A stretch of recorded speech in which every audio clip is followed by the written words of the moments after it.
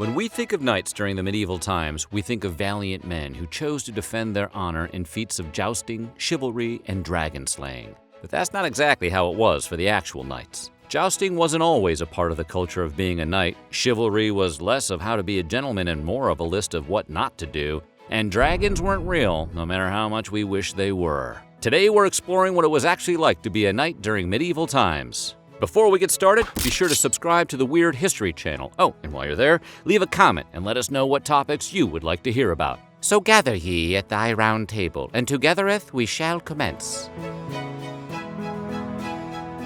There weren't a lot of options for other religions, so almost everyone that lived in medieval Europe was Catholic, or at least they claimed to be. Everyone from kings and queens to the lowly peasants and serfs were expected to take part in their religious duties, be it yearly or daily. Knights were certainly included in this, and they were known to start their days with a morning mass at their local church. Nowadays, we would say that breakfast is the most important meal of the day. But back then, feeding the Christian soul was considered more important. That was part of their moral code, just like the other code, a sort of antiquated man code. The code of chivalry was also one that was adhered to. Most of us think chivalry is something that can be found in a Nicholas Sparks novel, but the code for knights was less reminding them to hold doors open for the ladies and more to keep belligerent knights in line. Just keep him in here. Until you or anyone else... No, not anyone else, just me. Just you. Get back. Get back.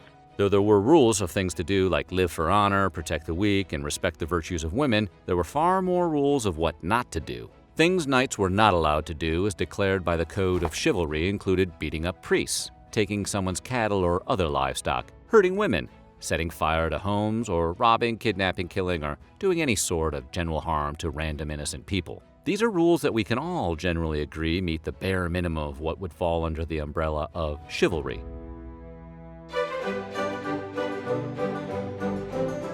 Nowadays, everyone is always trying a new diet fad, but medieval diets did not include keto, paleo, or Atkins, and they most certainly never had a meatless Monday. They never had a meatless any day since meat was the primary ingredient in most meals. While most meals consisted of meat and bread because it tasted good, it also was because they thought most vegetables were poisonous. It's a classic saying that one bad apple can spoil the barrel, but it sounds like back then, someone ate the wrong kind of mushroom or put some poison ivy on their salad, so all vegetables were out of fashion.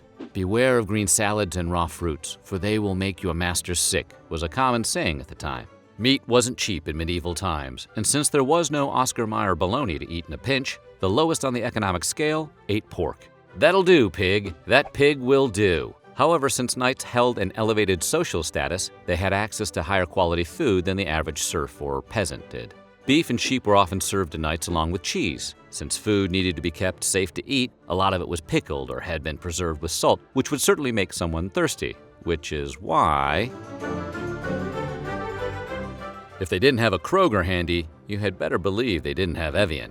So without unlimited access to clean water, the people of medieval times mostly drank alcohol because they knew it wouldn't be contaminated. While we don't have the same excuse today, the medieval knights drank like frat boys, and that often led to worse behavior. All these men drinking beer all the time. They most certainly weren't playing beer pong or flip cup, and this rowdy behavior could sometimes get violent and rather ungentlemanly. Of course, they couldn't drink too much mead, which would fatten them up, because contrary to what you might think of the traditional manly stereotype a knight conjures in your imagination, that's right, image was everything. And since no one was getting likes on their Instagram pages, they had to settle for likes the old-fashioned way. Compliments and adoration. But fashion wasn't as straightforward as it is now.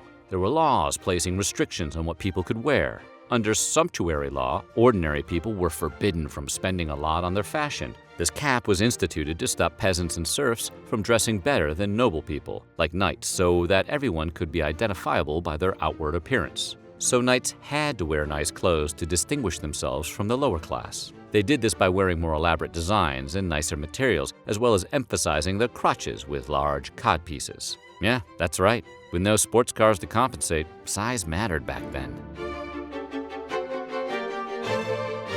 No matter how they dressed, the knights still had a job to do. But what was that job exactly? Well, part of their responsibilities included serving in their lord's private military. In some places, like England, knights exclusively protected the king, which effectively made them the national military. Other places, like France, allowed the nobles of the community to recruit knights to protect them, making them more like bodyguards. Regardless of who they served, knights were expected to fight for and carry out the orders of whomever they swore an oath to, just like Brienne of Tarth, only with a slightly bigger codpiece. Sure, being a knight was a profession, but they generally only worked roughly 40 days a year. Like a lot of modern jobs, there was a certain hurry-up-and-wait attitude. Being a knight essentially meant being on call. Being ready to go into battle or escort their lord on journeys were expected, but in reality, these duties were painless and over quickly. Knights had to be on top of their game when they went to battle, but they also had to make sure they were always ready to go, and that came from participating in tournaments. This started as them competing in melees, mock battles where they would fight for prizes. Eventually, those evolved into jousting matches. This later turned into glorified equestrian pageants called carousels, which you will recognize from your years of not wanting to ride it at amusement parks and carnivals as a child. Someone has an issue with carousels. Tournaments weren't open to just anyone. They were exclusively for men of nobility. It was a great honor to participate in them, so no one ever left their invites unread. This was something that they chose to do if asked. Since they had plenty of time being on call, knights had lots of opportunities to compete in tournaments and to earn a little extra dough. They also had more time to court the ladies. Over time, the supply of knights shrank because not every knight could emerge victorious in battle. Look, you stupid bastard, you've got no arms left. Yes, I have. Look! Just a flesh wound.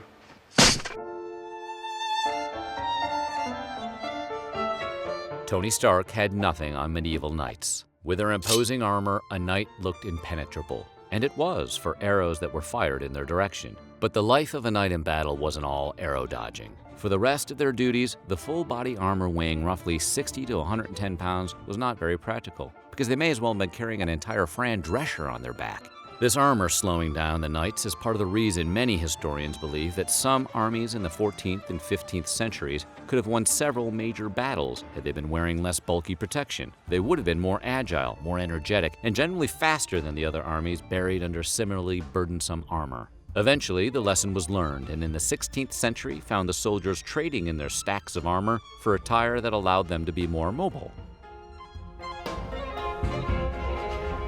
If you've been struggling with what to do with your life, take comfort in the fact that modern medicine allows you to live over triple the life expectancy of people in medieval times. With less time, they had to decide quickly on what their life's purpose was, because most people made it to about the ripe old age of 30. Training to be a knight could start as early as 7 years old, so that meant they could spend the next 14 years of their lives training. During those years, they worked at being strong and impressive warriors. These years were spent on horseback, learning archery, and mastering the sword until they were proficient. A lot of training montages later, and they would be ready to achieve knighthood at the age of 21. At this time, they would go through a dubbing ceremony, where they would pledge their loyalty to a particular lord. Bonus points if they decided to write their lords' names on their new notebooks with hearts drawn next to it.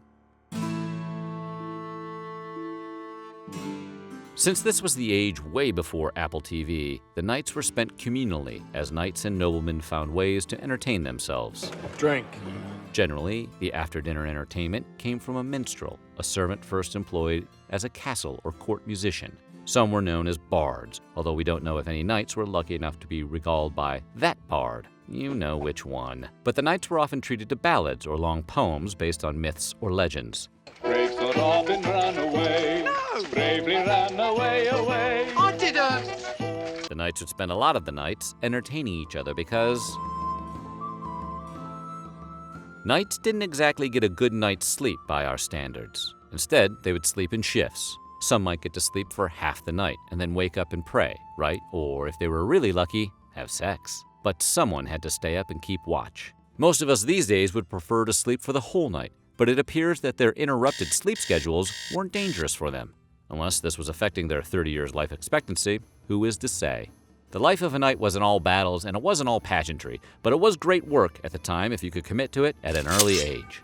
So what do you think? Would you have liked to be a knight? Let us know in the comments below, and while you're at it, check out some of these other videos from our weird history.